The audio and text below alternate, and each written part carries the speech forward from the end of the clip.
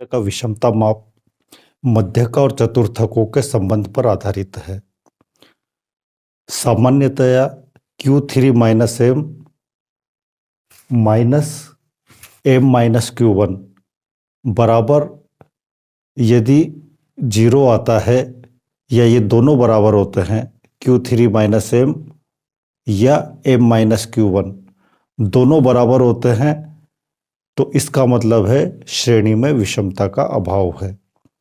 और यदि इनमें अंतर आता है तो यह अंतर जितना अधिक होगा श्रेणी में विषमता उतनी ही अधिक होगी।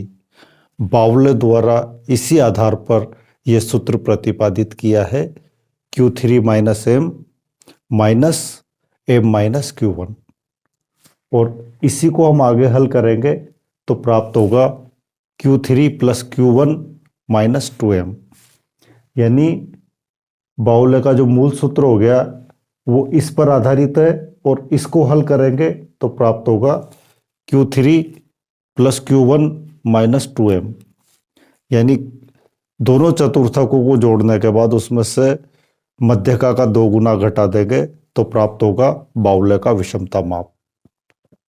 ये बाउले का निरपेक्ष माप है, एब्सोल्यूट मेजर है। यानी जब एक ही श्रेणी का विषमता माप ज्ञात करना हो तो निरपेक्ष माप या एब्सोल्यूट मेजर ज्ञात करेंगे और यह होगा बाउले का विषमता माप Q3 plus Q1 minus 2m। और यदि 2 या 2 से अधिक श्रेणियों के विषमता माप की तुलना करनी हो तो उस स्थिति में विषमता का सापेक्ष माप यानी रिलेटिव मेजर ज्ञात करेंगे और यह होगा विषमता गुणांक। सापेक्ष माप को गुणांक कहा जाता है या सापेक्ष माप के लिए गुणांक ज्ञात किया जाता है। और सापेक्ष माप से यहां मतलब है Q3 plus Q1 minus 2m में Q3 माइनस Q1 का भाग दे देंगे तो प्राप्त होगा विषमता गुणांक बाउले का या बाउले का सापेक्ष माप, रिलेटिव मेजर। और ये भी इसका जो मूल सूत्र है वो यही है Q3 minus M minus M minus Q1 बटा Q3 minus M plus M minus Q1।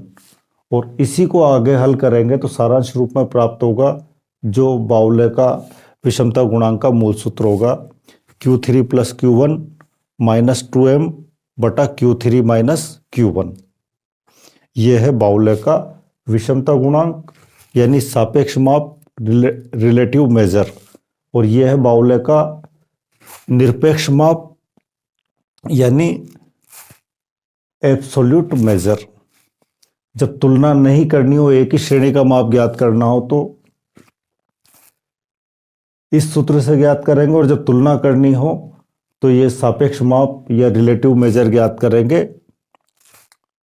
यानी बाउले का विषमता गुणांक ज्ञात करेंगे और वो आधारित होगा Q3 plus Q1 minus 2m बटा Q3 माइनस Q1 पर।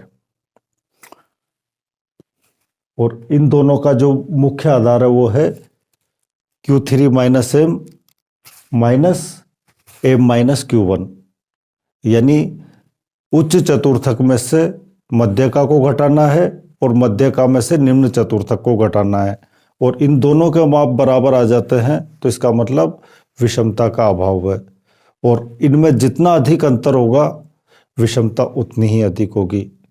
यदि ये धनात्मक आता है तो विषमता धनात्मक होगी और ये ऋणात्मक आता है तो विषमता ऋणात्मक होगी। ये जितना अधिक होगा विषमता उतनी ही अधिक होगी। बाउले का विषमता माप या बाउले का विषमता गुणांक श्रेणी के 50% मूल्यों पर आधारित है क्योंकि चतुर्थक श्रेणी के 50% मूल्यों पर आधारित होते हैं। जबकि कार्ल पियर्सन का विषमता माप या कार्ल पियर्सन का विषमता गुणांक श्रेणी के 100% मूल्यों पर आधारित होता है क्योंकि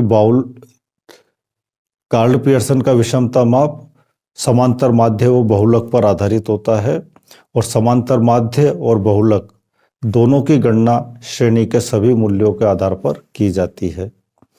बाउले का जो विषमता माप है, इसका प्रयोग जब खुले सिरे वाले वर्ग हों उस स्थिति में किया जा सकता है, और सीमांत मूल्यों को यानी ऊपर के मूल्यों को और नीचे के मूल्यों को अधिक महत्व न देना हो तो उस स्थिति में भी बाउले का विषमता माप ज्ञात किया जाता है।